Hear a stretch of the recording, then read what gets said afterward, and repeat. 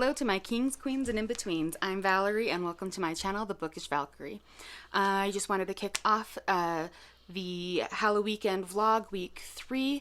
I am going to be headed out to establish what activity prompt I think I'm going to end up doing this week.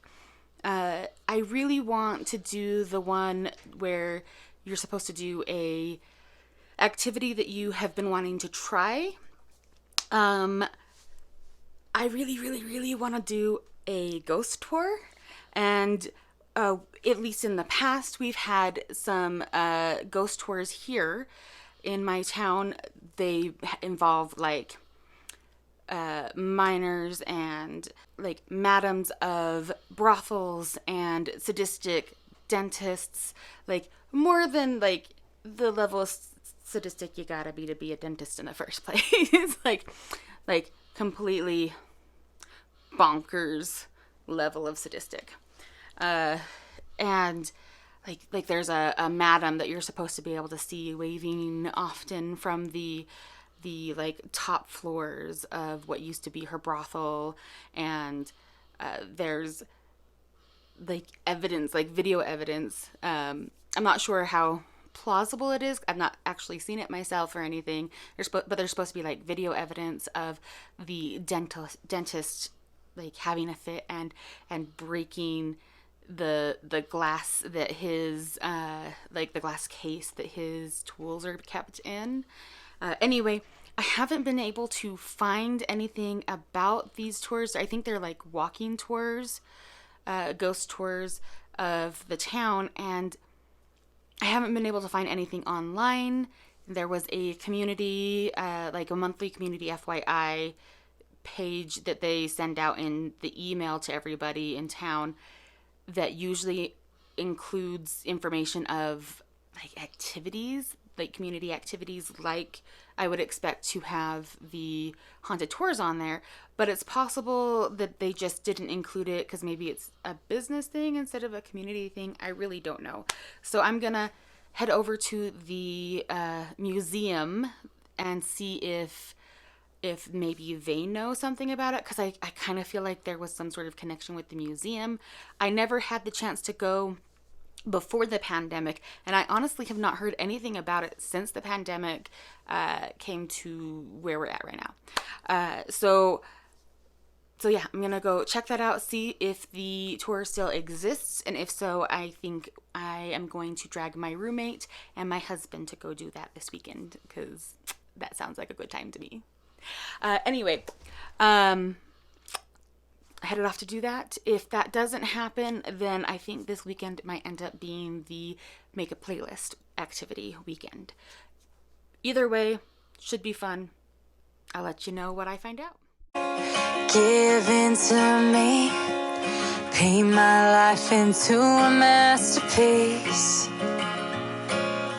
coloring it how I want it to be. I don't know if the sound will work at all for this, but basically I struck out. They do not run the ghost tours, and the guy who runs the museum doesn't know anything about the ghost tours. He did give me a name, but I'm guessing it's gonna take me some time to figure out how to get a hold of this person. I don't know, we'll see. But anyway, looks like it is a playlist sort of day, and if the wind is too much for my earpiece, I will re-record this. Okay, so like I said in the last clip, the museum was a strikeout, so I think I will be putting together a playlist this weekend. I have some more errands to run, snacks to pick up for the weekend, and I had to stop in and get some delicious coffee. I will be running around town a little bit more, and I'll check in with you guys later. Okay, so I am back home, and the first sprint of the night has started. We've got about 15 minutes left, so I wanted to do a quick check-in. So I haven't introed my books yet, so I figured that would be the right place to start. Anyhow, my main read is going to be Payback's a Witch. It is for the Match a Monster prompt. I did the little spinner wheel and got Witch. I thought I'd start with a lighter read than what I've been reading so far this month. I really enjoy a romance, and I've been really light on the romance lately, heavy on the horror. I mean, obviously, Halloween, October, all that jazz. But yeah. So this will probably be my first romance of the month. And I'm really excited for that one. And then the other read that I am going to be doing for the bonus prompt, a book that a friend loved, is Kill Creek by Scott Thomas. This was in the stack that was in my Instagram photo here. And my friend Ness, who is like my reading twin, like our Venn diagram isn't a circle, but it's real close. We have a very similar reading taste. And she listed out some of the books that she really enjoyed from that, and Kill Creek was one of them. So I figured, since I have Kill Creek on audio as well as in the physical, that would be a really good one for me to do for Halloweekend. So I'm going to get a little more reading in before the timer goes off, and I'll check in again with you later. I didn't get much farther. I'm about 10% into Kill Creek. And I just realized that I never told you, like, the synopsis or anything. So, the synopsis. I always say it wrong. And Shalise is over here laughing at me because I don't know what you're talking about. I always say it wrong. And usually I say things wrong to annoy her. But that's one that annoys me because I know I say it wrong and it's not intentional. And if it's not intentional, it's not fun. Okay, so the synopsis for Kill Creek, she's still laughing at me, is basically they're taking 4 horror authors and sticking them for 2 days and 2 nights in a haunted house, and then, seeing what happens. And apparently, according to the back of the book, no spoilers, something follows them home and fucks with them. So I think that sounds like a good time. So far, like I said, I'm only 10% in. I am not loving any of the characters, and that's okay. I don't have to love the characters in a horror. And I've only met, 2 of the authors. There's still 2 more authors to meet, who I'm assuming we're not going to meet until we actually get to the house. If you've only met the first 2 people this far into the movie, you're not meeting the rest until you get to the haunted location. So, it's definitely atmospheric, and I'm enjoying that. And I'm guessing that there's really not likely to be anybody I'm gonna like. If there is, I think it might be the main character. Well, at least I think he's the main character, since he's the only one named on the back. But his name is Sam something. Sam McGraver. McGraver. Whatever. I'm not having a great time yet, but there's still time. Also, since this is a book that Ness loved, I really expect that I will end up loving it, because our taste really does align quite often. I want to say 95% of the time. If she likes a book, I'm going to like the book. I think the biggest spot that our crossover is a hit or miss is YA, and I think that's mostly because I enjoy YA more than she does. Anyway, not the point. I am done reading for the night, so this is the last check-in for Thursday, because Shalise and I are going to watch a scary movie and have a good time cackling at that. Good morning. I am just about ready to go on my walk for the morning. And while I'm doing that, I'm going to be listening to Kill Creek. So I will check back in once I've got a little further into this book, or once I have started this book. So talk to you in a minute.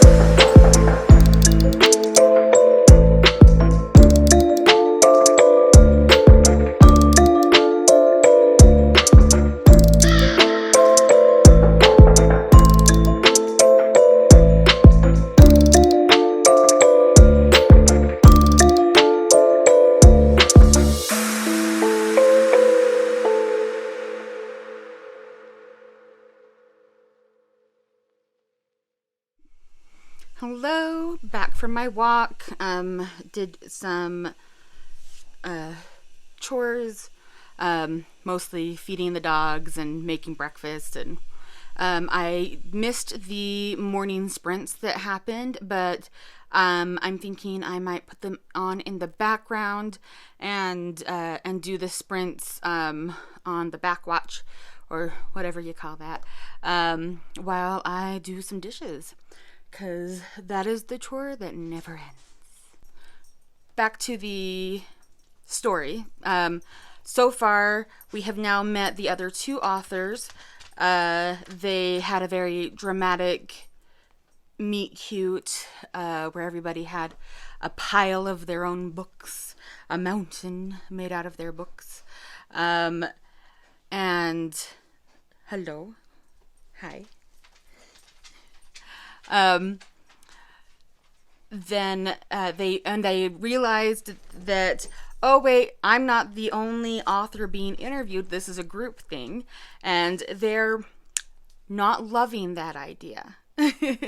But right now, the guy who is putting this all together, who apparently he's like Mr. Uncanny Valley, his skin looks a little less than real. I'm kind of wondering if they're just making him out to be a kind of a strange, uncanny looking man, or if maybe he's part of the supernatural elements. I don't know. We'll see. But he is explaining what the premise of their show is going to be, how this interview process is going to play out. Basically, the hook is the setting of the haunted house that they're going to be traveling to at Kill Creek House, and the hook is that it's these horror authors being interviewed over the course of a couple of days and nights spent at Kill Creek House. And so that's being explained to them, and he's having to convince them that not only should they want to do this interview in this way, they, if he has to, he will rely on the fact that they have all signed contracts and they are contractually obligated. We'll see how much arm twisting goes on, and I'll check back in once hopefully things get a little bit scarier. Right now we are solidly in the building suspense stage of things, which is never my favorite part of a horror book. It's feeling a little bit like a thriller. It feels like it's a little dwelling a little bit in this building of suspense, and personally that's just not for me. I much prefer a much more progressive pace. Anyway, I will check back in once things, hopefully pick up. I just wanted to jump back in real quick and mention, so the other two authors, so they've got Sam, who seems to be the main character, although he's not the sole POV character. They've got T.C. Moore, who is the only female author out of the four. And she's definitely a bit of an edgelord. I really kind of want to see some more motivation for her, a little bit more backstory on her, rather than, so far the author seems to be relying pretty heavily on the angry feminist archetype, on the rageful side. And I really hope she gets a little more depth. She is fun. The edgelord thing is kind of cracking me up. I'm not sure if it's supposed to, but I find it really funny. And then the two other authors who we've just met are Daniel Slaughter and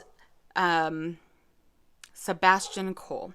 Now, Sebastian Cole, from what I can tell, is supposed to be kind of like a Stephen King sort of stand-in. He's older, prolific, and like the author that everybody knows. Like, he's the author. Sorry, very exciting times here. The mailman came to the door, and all of the drama had to ensue. Anyhow, Sebastian Cole, a prolific author, and he's the only reason that T.C. Moore is even still in the room, because she's just so offended. Because she's an edgelord. Just completely offended that they would have tricked her into coming to this interview and agreeing to this interview process when she's not the only author. And she's very snooty about the other author, Daniel Slaughter.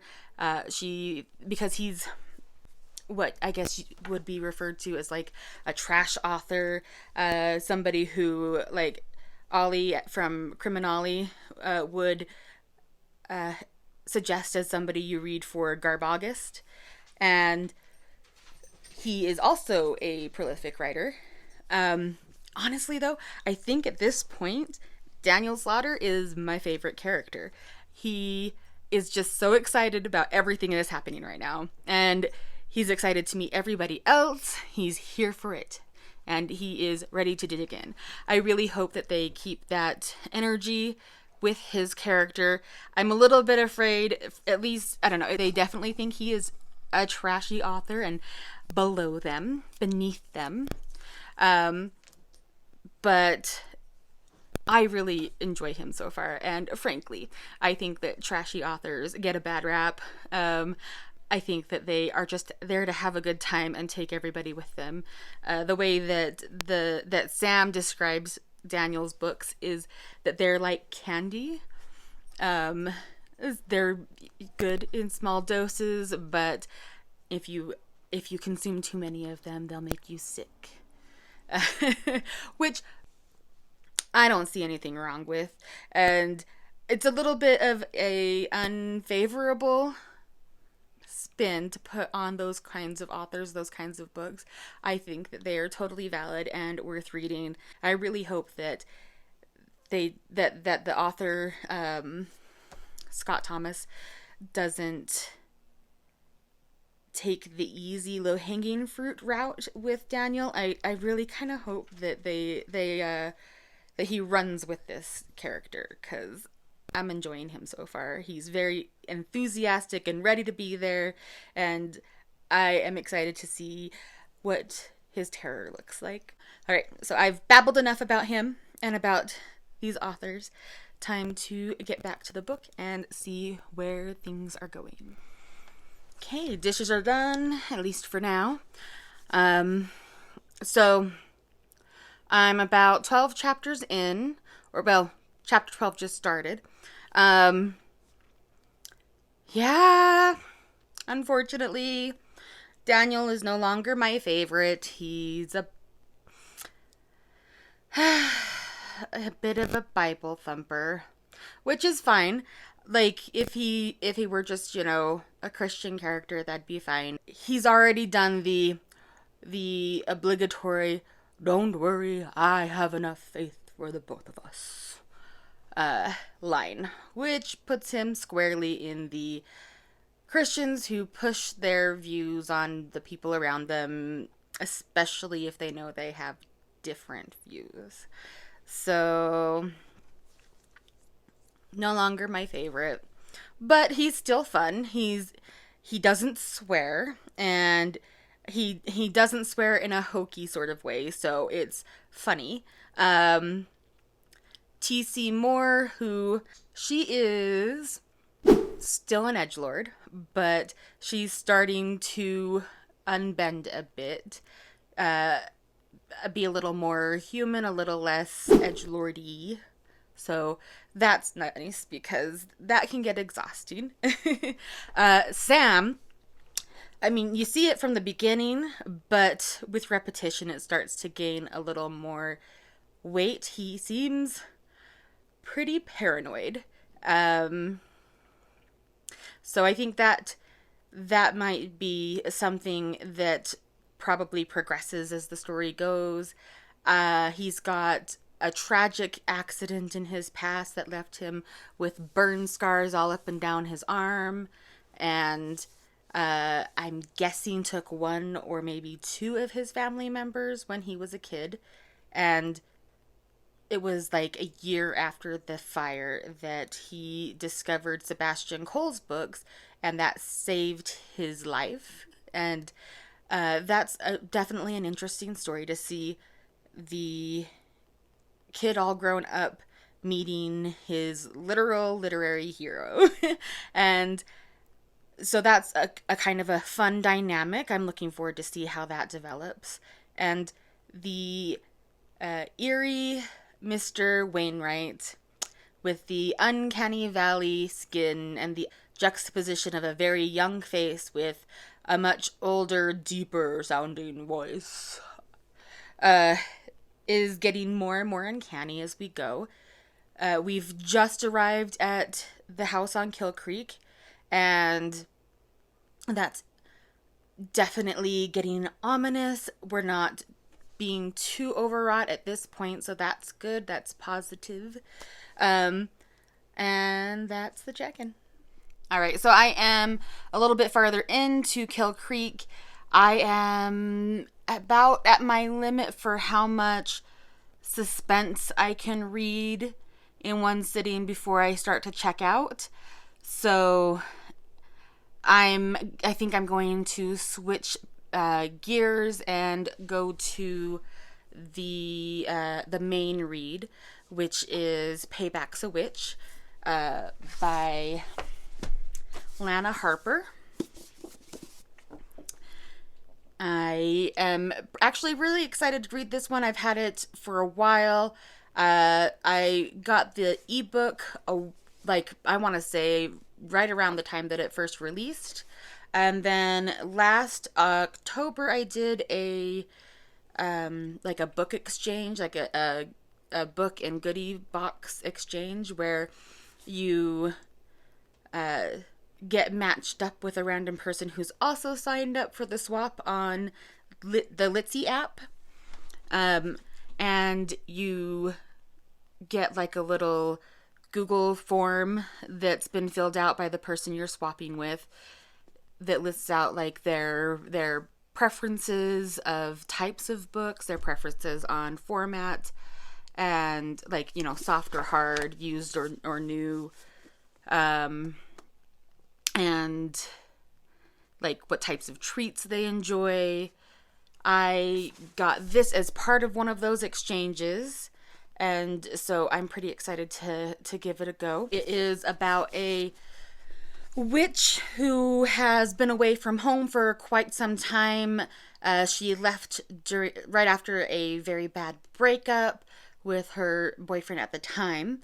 And she's coming back for family obligations, some sort of magical tournament, and to spend time with her best friend. But when she gets there, it turns out that her best friend and another woman were both dating him unbeknownst to each other.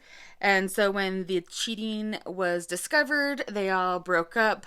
And now the two fresh breakups want revenge, and they want to know if the main character wants in. Her name is Emmy, and the best friend's name is Lyndon, and the other girl is Talia. And so they decide to go ahead and participate in some revenge magic. But Emmy finds that she is very attracted to and cannot stop thinking about Talia. So I'm absolutely here for the bi witches and the magic, and apparently Talia is into the dark arts, so I'm excited to see what that means in this book. So I will check in once I've made some headway on that. I unexpectedly got a package from Hachette book group. I don't remember being told that I won any of the book giveaways or that I was being sent anything, but it was on my doorstep, so we're gonna have a little mini haul. The only thing better than book mail is free book mail. Ooh. Oh, I for sure did not know that I won this. Oh my goodness. I'm so excited. Okay, so this is The Night Eaters, book 2 of Her Little Reapers. I'm so excited.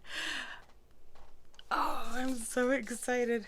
Okay, so I haven't read the first book, so I'm gonna have to hurry and grab that. But oh, it's so pretty. Okay, so we've got the, well, they're not sprayed edges, but they are almost like a gray color because of the black. Oh, so pretty. Okay. Ooh. I don't know if it'll show up, but like, yeah. It looks like it's been spattered with blood. It's shiny. That's awesome. Okay. Yay! And then, okay, I gotta show you like the naked hardback. And okay, look at this. Look at that. How awesome is that? And then the end papers, nice and spooky. And oh, yep, I cannot wait. All right. So excitement over free books aside, I should probably do a quick check-in. I didn't get very far because I fell asleep. must have been a little tired. But I have definitely got the feel for the tone, and I really am not sure what I think of it. So she left town, Emmy left town because her ex-boyfriend made the town unlivable for her. But being part of the founding families means that if she leaves town, she loses her powers if she's gone for too long. And I don't know how I feel about that. Apparently, she has been away from home for 5 years and has been living magicless for 4. I don't know if I can get behind a character who would give up her home and her magic because of a breakup. No matter how spectacular that may or may not have been. I don't know. They haven't got into that yet. But that's a little iffy to me. It's entirely possible that she has other reasons, but the only reason that has been mentioned so far is that she feels like her ex makes the town untenable. And I don't know. Seems a little sus.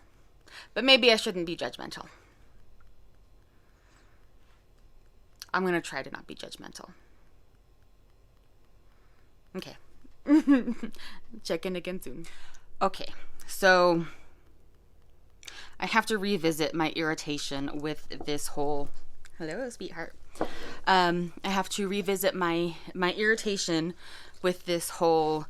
I've left home for 5 years and lost my magic in exchange for fleeing my ex-boyfriend. And one, line about making her life fit her. But the emphasis has been on the ex. I really hope that there's some broadening of the whole subject, that the life that she's living now was one she's choosing for herself rather than to avoid an ex. Because it just really irritates me. And a large part of why it keeps irritating me, even though I'm still, at the beginning of this book, is that she keeps talking about how much, you say she wants my tea.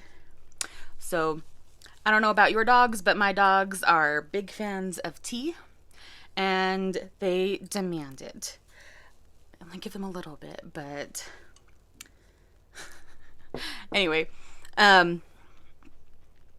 she keeps talking about how homesick she is and how much her heart aches because she hasn't seen her parents or her best friend or this town or felt magic in 5 years. I know, sweetheart, but I need to drink some more before I can give you some, okay? And, she keeps, describing how every little thing, every little detail she encounters, in her homecoming just makes her so sad and makes her heart ache. And I need a better reason than a high school ex. I really need her to have a better reason than avoiding her high school ex for changing her life irrevocably. Even for a new adult, a practice adult. I know, once you hit 18, you're technically an adult and all, but really from 18 to 22 is practice adulting, let's be honest. Some people might be better at it than others during that time period. But even the most grown-up 18 to 22-year-olds are still practice adulting. And your brain isn't even finished forming yet. Like physiologically, you're still growing. And I understand that we make choices at that age that we wouldn't make once we're fully grown and once we've experienced the world a bit more on our own. But even with the excuse of being fresh from high school, that's just not a choice I can believe and understand. I don't know. Maybe I'm an asshole. I feel a little bit like an asshole. It's irritating me so much. Okay, I'm gonna go back and this may end up being a hate read. But I'm really hoping for a happy read because bisexual witches. Like, I have been like so excited for this book, and the fact that I'm this irritated this early really makes me kind of sad. And so maybe that's part of why I'm so irritated too, is that this has been such a highly anticipated read for me, and I'm having problems early in the game. Okay, I'll be back.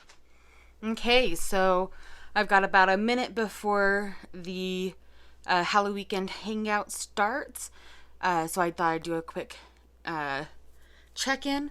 We have made our way to the local pub and run into the aforementioned ex of epic proportions.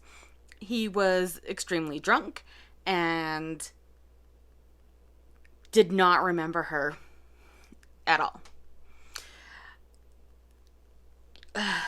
Yeah. Anyhow, but after he hit on her and tried to get in her pants, and she rejected him, and he was summarily asked to leave,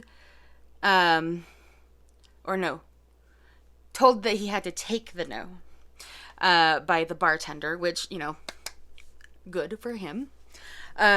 He left, and Talia entered the conversation with Emmy. So that's been fun and entertaining, and Talia is quite the heart stopper. They have very entertaining banter, so that's also a plus. I'm feeling much better about the read now that I'm a little bit further in. Still don't quite understand her reasons for leaving, but she has added a little more depth to her reasons beyond having a terrible ex or something.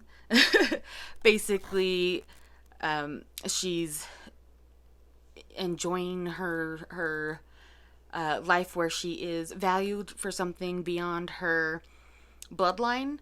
Apparently, despite being a founding family, her family's magic is quite weak compared to the rest. And so between being a lesser witch to begin with, and the X drama, she's decided to, and it's been 5 years since she left, but 9 years since she graduated high school, so she's a little bit older than I thought. And there was a little more thought involved in her decision to not come back, because apparently the first 4 years that she was out of high school, she did come back to visit on the she calls them Coven's Dead holidays. So she was a little bit more grown up and possibly a little more reasoned out in her choice to leave and not come back. It still seems a bit dramatic, but I guess we'll see how much more depth there is to come. Either way, I'm definitely enjoying it a lot more now that we are interacting with the love interest. And I will check in soon. Hey, hi, hello. It is Saturday, almost 5 p.m. and I'm doing my first check-in of the day because I haven't done any reading at all for Halloweekend. I have read, but it was one of my current reads from before the event started. So I'm being given the shame finger by my roommate.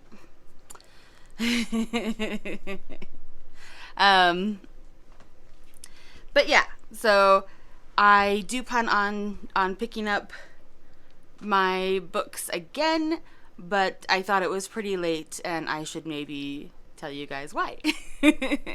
All right, I'll see you again in just a little bit. Okay. So I officially no longer have an issue with the main character from Payback's a Witch. I get her now. So part of why it still bothers her 9 years later this much and has kept her away from home for 5 years, this breakup with this guy from high school, the reason it still bothers her that much and has that much power over her is partly because of how she's built and her psychosis of needing to be someone in the world and, you know, setting those lofty goals. And then she was charmed with all these like magical gifts by this most beautiful man child from the family on the highest rung, even though her family's on the lowest rung, and it made her feel like maybe she could actually be someone even if she stayed here, even if she stayed in this town where her and her family are the lowest rung on the magical ladder. And then he broke up with her. And yeah, ouch, but no big deal, right? However, the way he did it is real shitty. So, he said, I'm going to read this to you. He said he needed to start thinking about his future, and he just couldn't see himself with a Harlow long term. I think he actually meant for it to be an easy letdown, like, it's not you, babe, it's your last name. And all I gotta say is, a fucker needs a lesson. He needs to be taken down a peg or two. If we want to get into the villain era of things, he needs to die. We need some serious John Tucker must die shit going on here. Anyhow, she's still not like a main character that I see myself reflected in or anything, but I do understand where she's coming from and why she's made the choices she's made, and I'm no longer irritated by her. So I just needed to update you on that, and I will get back to you. Good morning. So it is Sunday, and I am getting ready to do my morning workout. It's too cold for a walk outside. Yesterday was so cold. Like, we went out to look at the solar eclipse, which of course, as soon as we were finally about to get to the Ring of Fire portion of the eclipse, the cloud cover was just too much, and we didn't get to really see it. It was just kind of like a smudge of light through those glasses. Anyway, that disappointment aside, I was freezing. I was wearing 2 pair of pants, an undershirt, a sweatshirt, and a hoodie on top. And I was still cold. And I was so cold that I wore that whole getup through most of the day. Anyhow, that being said, I'm going to be doing my workout indoors with the stationary bike. And while I do that, I will probably be listening to Kill Creek. And I'll get an update to you for that. So last night I did read a little bit more of Payback's a Witch, and that was interesting. I definitely am enjoying myself now that I'm finally like really in the thick of things. There was a bit of a debate between the main character. Hello, sweetheart. Yes, hi. Between the main character, the girl who will be her love interest in this story, and her best friend. There was a little bit of a debate about whether or not the main character in her role as Arbiter should in fact be involved in the plot to dethrone their respective ex from his potential place of being the magical community's mayor, the magical mayor, or whatever the title is. I can't remember. Anyway, basically they talked about things like what it would mean for all of the magical community, why it's important on a level beyond just their revenge, and it was an interesting little conversation. I really, really, really hope that just because of the way they've been framing so just because of the way they've been framing her level of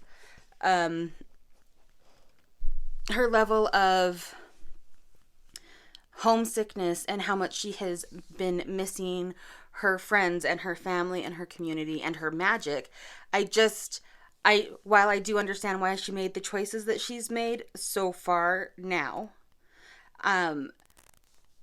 this I really hope leads to her deciding for herself and not just for the love interest that coming home is right for her.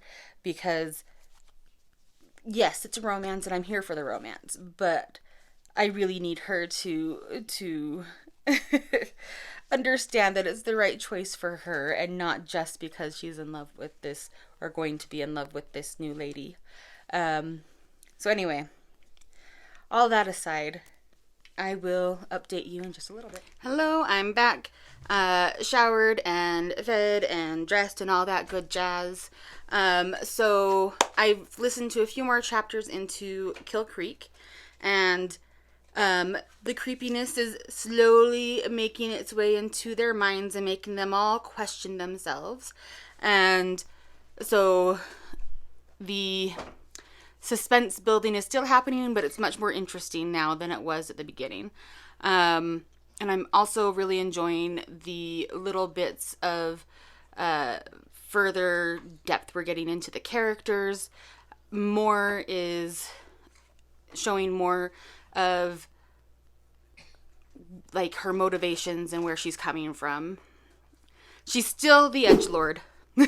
I don't know that she can be anything but an edgelord, but she's an edgelord with a little bit more depth now.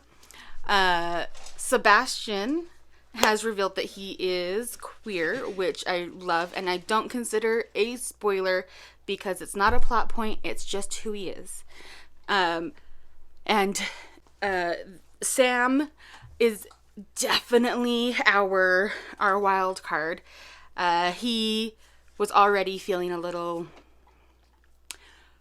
less than together before this whole thing started. He already had that creeping voice in the back of his head telling him he was crazy, and apparently it's part of why his marriage is falling apart, because he didn't want to pass that on, and his wife really wanted a child. And so since he didn't want to pass on whatever it is that he thinks is wrong with him, he refused to give her a child, and that's why they're separated. He's a really interesting character. I am enjoying him more and more as we go. He is definitely frayed around the edges. I don't know that he's as crazy as he thinks he is. I don't know that anyone's as crazy as they think they are, but he is definitely a bit frayed around the edges. And the house is definitely messing with that frayed state. However, everybody else is having similar experiences, so his experiences can't really be chalked up to where he was to start with. So it's definitely been an enjoyable read. I'm not positive I'm going to make it through Kill Creek by the end of the day, so it may go into next week, but we'll see. I definitely am hoping to finish Payback's a Witch before the end of the day, though, so I'll keep you updated. So I realized I still needed to do my photo prompt, and I decided to recreate the cover of Vampires of El Norte with the help of my enigmatic roommate. And I will put the final result here when it's done. So you'll see it. I just don't know what it looks like right now. Amazing because I'm in it. Yes, amazing because she's in it. So anyway, check in soon. All right, so it is just after midnight, and I have seriously failed to complete either of my reads. I got 42% into Kill Creek. I do intend to continue reading this, and I will hopefully be able to give you the wrap-up on it, at least in my October wrap-up video at the end of the month. Same thing for Payback's a Witch, only I got 30% into this one. They were not the most captivating reads I've read for this event so far this month. This one is getting better as I go. This one is staying about the same. If I had to guess where I think I'm going to land, I'm going to say this is probably a 3. And this might be a 4, maybe. We'll see. But I will let you guys know in my October wrap-up. But I failed to do those. I did, however, get my playlist done, which I will put here. And it is also in the playlists on my channel. So if you want to check that out, you're welcome to. And I will see you next video. Stars shining bright above me. Night breezes seem to whisper that sycamore tree. Dream a little dreamer. Hello? Can I help you, sir? Yeah? Yeah, so I actually got some surprisingly, even though I read Body Check until Okay. 1 a.m. And what else? 50 I feel like you have something to tell me. Is there something you'd like to say? I turned off the TV. You wanna tell me what it is that's bothering you? Yeah? Oh. What else?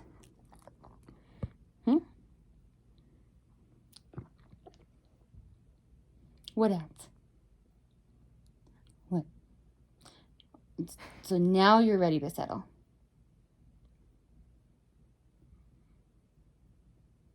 We done?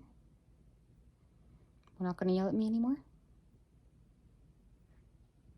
So I thought that I would go with a lighter read than I've... Sorry, my dogs are gremlins. Something, Sam something. He's still laughing at me over there. Anyway. The struggle is real. Your struggle is real. I don't deny.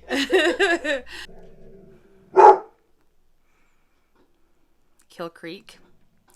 And it's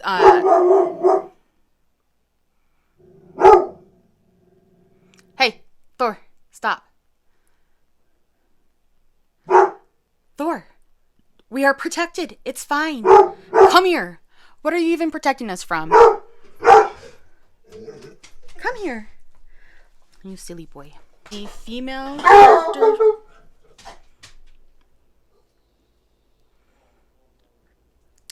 So much doggy drama. The two other authors.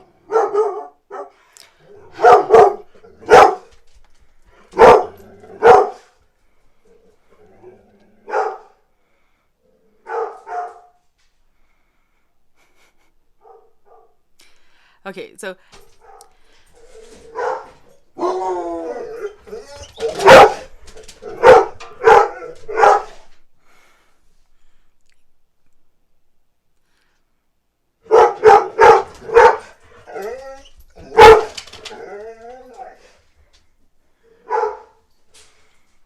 Like our main character has, oh my goodness, Thor, come here. Come here, Thor. I love you, but you need to calm down. Okay, so yeah.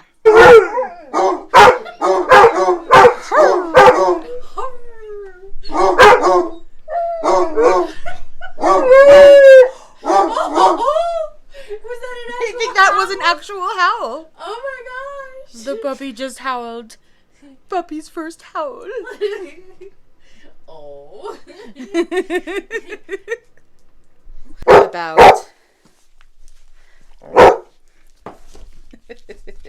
Okay. All right. Just because of the way they've been framing the no. Are you done? Can I talk to the camera now?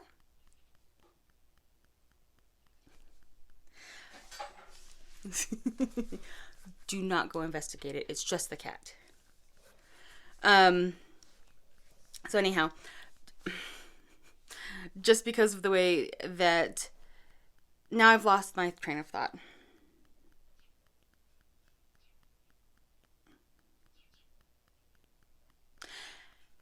Anyway, just because of the way they've been framing, oh my Lord, I love you, but you need to keep your tongue to yourself. Okay?